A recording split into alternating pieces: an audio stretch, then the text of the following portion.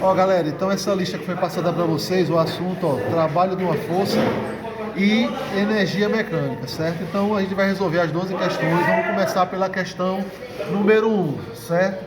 Então a questão número 1, ela vai mostrar um gráfico que mostra a força de um motor que atua sobre um carro em uma rodovia, certo? Então aqui é o eixo Y, está anotado as forças, e o eixo X é a distância percorrida, certo? A distância percorrida. Determine o trabalho realizado no deslocamento representado na figura. Então, no geral, o trabalho é força vezes distância. Só que quando a gente tem um gráfico, o que acontece? A gente tem que marcar a área da figura que forma entre a linha do gráfico, que é essa linha aqui, e o que está abaixo dela. Você percebeu que eu não quis pintar em cima, eu pintei aqui embaixo. Então, essa figura que se forma aqui é o chamado trapézio. E todo trapézio ele tem isso, ele tem um lugar chamado base menor, que é essa distância maior, quer dizer, base maior. Essa distância mais curta, que é chamada de base menor. E esse outro lado aqui, que seria a altura do trapézio. Então eu vou olhar essa figura nesse gráfico e marcar os lados. Se a gente perceber, a base maior, que é daqui até aqui, se você olhar no gráfico, é de 0 até 100. Então esse valor aqui é 100.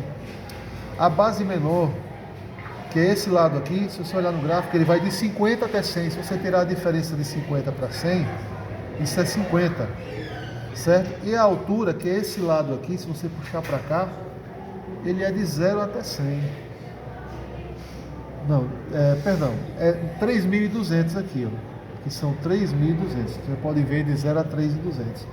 Então, se eu for calcular aqui, a área do trapézio, ela é a chamada trabalho. Na verdade, o que é que diz aqui? Que a área calculada da figura, pode ser um trapézio, um triângulo, um quadrado, qualquer figura que formar aqui, ela é numericamente igual ao trabalho. Ou seja, como é que se calcula a área de um trapézio? Base maior mais base menor vezes a altura dividido por 2. Então o que é que eu vou fazer? Eu já tenho as duas bases, não tenho, a gente já tirou aqui as duas bases. Eu vou somar as duas bases. Vou somar as duas bases. Multiplicar pela altura, que nesse caso a altura aqui é 3.200 em força, é um newton, dividido por 2. 100 mais 50 dá 150 vezes 3.200 dividido por 2. Aí o que foi que eu fiz aqui? Eu mantive o 150 e dividi 3.200 por 2, que deu 1.600.